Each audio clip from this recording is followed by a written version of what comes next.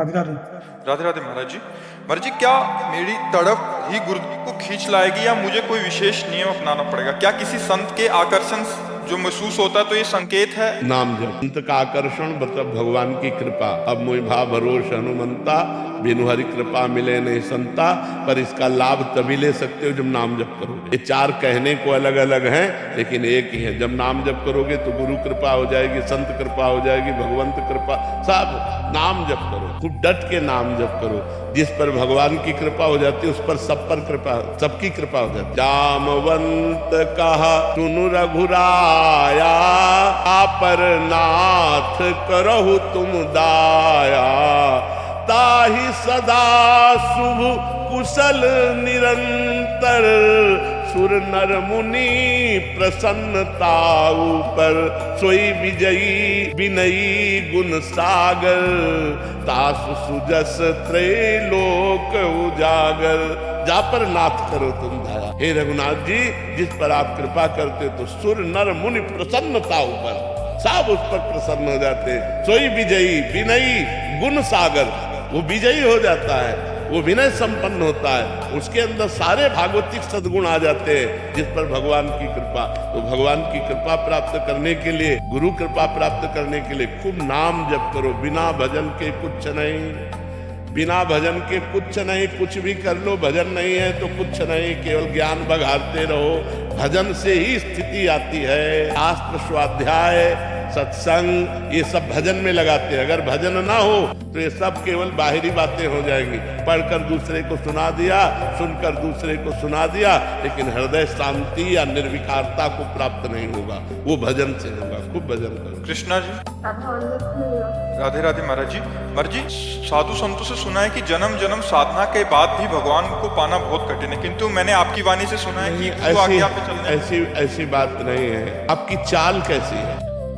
बस एक आदमी हल जोत रहा था तो एक आदमी यात्रा कर रहा था तो उसे स्टेशन जाना था। तो स्टेशन वहां से 15 किलोमीटर दूर होगा।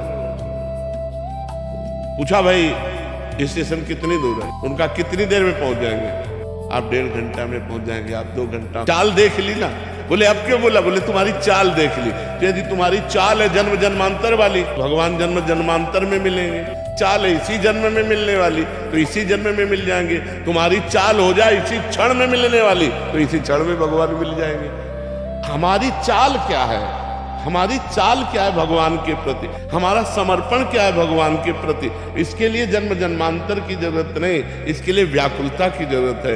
यदि एक दृष्टांत में आता है, एक संत बरगद के नीचे भजन कर रहे थे और एक पीपल के नीचे भजन कर रहे थे। नारद जी वहां से निकले तो बरगद के नीचे संत जो भजन कर रहे थे उन्होंने दंडवत किया और कहा आप तो भगवान के पास आते जाते हैं, कभी हमारी चर्चा चलाना और पूछना कि हमें भगवान कब मिलेंगे। ठीक ऐसा ही प्रश्न पीपल के वृक्ष वाले ने भी किया कि आप भगवान के दर्शन करते हैं तो हमें भगवान के दर्शन कब होंगे?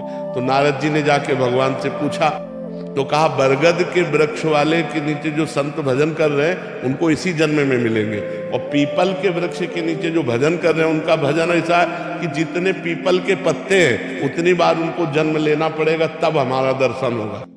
नारद जी आके बोले तो बरगद वृक्ष वाले को बोले कि भगवान ने कहा इसी जन्म में दर्शन होगा।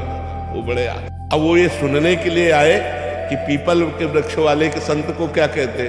तो उनका भाई आपके लिए तो भगवान ने कहा है कि जितने पीपल के पत्ते इतनी बार जन्म लेंगे तब आपको दर्शन होंगे। भगवान हमको जानते हैं, भगवान के मैं चिंतन में हूँ। हे भगवान, ऐसा आर्त भाव चिल्ला चिल्ला के रोने लगे कि अभी तक तो मुझे पता ही नहीं था कि भगवान जानते, मेरे भगवान जानते। और इतना रोने लगे कि भगवान उसी क्षण प्रकट हो गए और भगवान गले लगा लिए। ऐसी साधना कर रहा था तो ये व्याकुलता आने के लिए उसको इतने जन्म लगते, लेकिन वो भाव में डूबकर इतना व्याकुल हो गया कि जो इतने जन्मों में भजन पूरा होने वाला था वो अभी पूरा हो गया। तो हमारी चाल क्या है?